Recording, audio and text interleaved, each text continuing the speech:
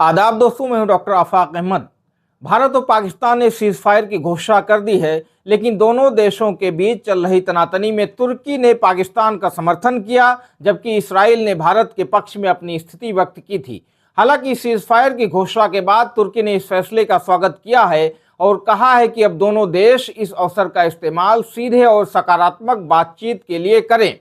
लेकिन जब दुनिया के ज्यादातर देश तनाव के दौरान तटस्थ दिख रहे थे, तब तुर्की और इसराइल ने अपनी पसंद से खुलकर पक्ष लिया।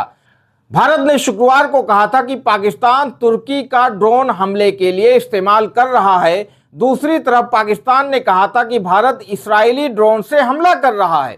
टर्किश एयरफोर्स का C-130 जेट इसी हफ्ते पाकिस्तान में लैंड हुआ था। हालांकि तुर्की ने इस लैंडिंग को ईंधन भरने से जोड़ा था। इसके अलावा तुर्की का युद्धपोत भी कराची पोर्ट पर पिछले हफ्ते आया था और तुर्की ने इसे आपसी सद्भाव से जोड़ा था। शुक्रवार को भारतीय सेना ने कहा था कि 300 से 400 टर्किश ड्रोन का इस्तेमाल गुरुवार को पाकिस्तान ने भारत के अलग अलग शहरों में हमले के लिए किया था।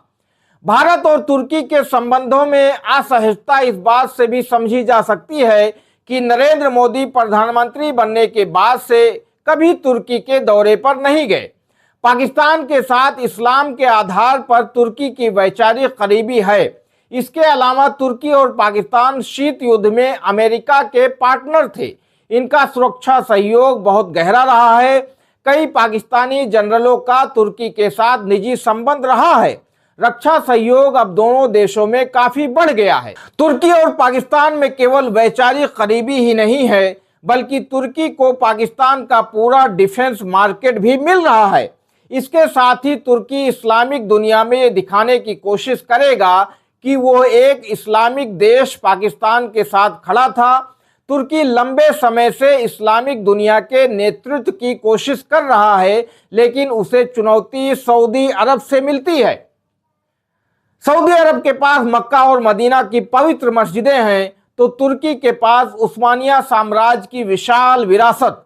इस्लामिक देशों के संगठन OIC यानी ऑर्गेनाइजेशन ऑफ इस्लामिक कोऑपरेशन में सऊदी अरब का दबदबा है, जबकि अर्दोआन ने कोशिश की थी कि एक ऐसा संगठन बने जो उनके हिसाब से काम करे।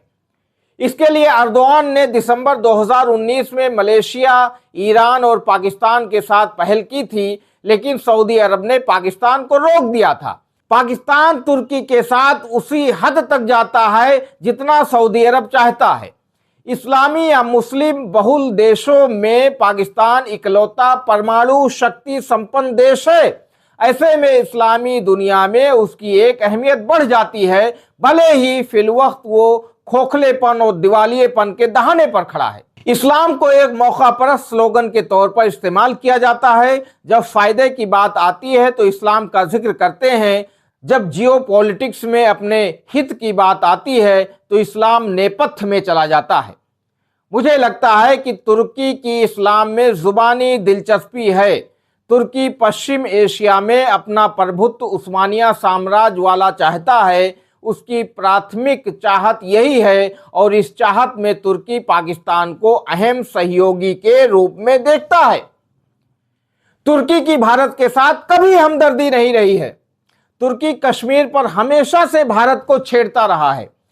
मध्य पूर्व और गल्फ में भारत के हित इस्राइल, सऊदी अरब, कतर, UAE और ईरान के साथ जुड़े हैं। इन देशों के साथ भारत के संबंधों में गर्मजोशी पर्याप्त मात्रा में देखी जा सकती है।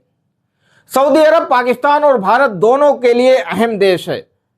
सऊदी अरब ने पाकिस्तान को अतीत में कई बार आर्थिक संकट से निकाला है। सऊदी अरब ने पाकिस्तान को जिस हद तक जाकर मदद की है, वैसी मदद तुर्की ने कभी नहीं की है। सऊदी अरब को भी पता है कि वो पाकिस्तान के लिए कितनी अहमियत रखता है। भारत के साथ भी सऊदी अरब के बहुत ही व्यापक संबंध हैं और इसमें हर चीज मौजूद है। सऊदी और भारत के संबंध में एक चीज मिसिंग है और उसमें शायद भारत कभी शामिल नहीं होगा, और वो चीज है कि हमने सऊदी अरब की सुरक्षा के लिए कोई गारंटी नहीं दी है। इंटरनेशनल सतह पर तुर्की और पाकिस्तान की एकता दशकों से साफ दिखती रही है। दोनों देश एक दूसरे को अपने आंतरिक मसलों पर समर्थन करते रहे हैं। दोनों देशों की करीबी अजरबैजान को लेकर भी है। तुर्की, पाकिस्तान और अजरबैजान की दोस्ती आर्मीनिया को भारी पड़ती है। पाकिस्तान दुनिया का इकलौता देश है जिसने आर्मीनिया को संप्रभु राष्ट्र यानी सोवरेन कंट्री की मान्यता नहीं दी है। अजरबैजान विवादित इलाका नागोर्नो काराबाख पर अपना दावा करता है और पाकिस्तान भी इसका समर्थन करता है। तुर्की का भी इस मामले में यही रुख है। इसके बदले में तुर्की पाकिस्तान को कश्मीर पर समर्थन देता है। 1980 के दशक में पाकिस्तान पर शासन करने वाले सैन्य तानाशाह जियाउल हक ने कहा था, पाकिस्तान एक आइडियोलॉजिकल स्टेट है। अगर आप पाकिस्तान से इस्लाम को किनारे कर सेकुलर स्टेट बनाते हैं तो ये बिखर जाएगा। तुर्की और पाकिस्तान की करीबी को इस वैचारिक आईने में भी देखा जाता है। फरवरी 2020 में जब तुर्की के राष्ट्रपति रेसेप तैयब एर्दोआन पाकिस्तान के दौरे पर आए थे तो पाकिस्तानी प्रधानमंत्री इमरान खान ने संयुक्त प्रेस कॉन्फ्रेंस में बड़े गर्व से कहा था कि तुर्कों ने हिंदुस्तान पर 600 सालों तक शासन किया, जबकि ऐसा नहीं था। दरअसल उस्मानिया सल्तनत यानी ओटोमन साम्राज्य के आखिरी ताकतवर सुल्तान अब्दुल हमीद ने भारत के मुसलमानों को खूब इज्जत बख्शी थी, क्योंकि वो समय खिलाफत उस्मानिया का था। बदले में भारत के मुसलमानों ने भी अब्दुल हमीद को खूब इज्जत दी।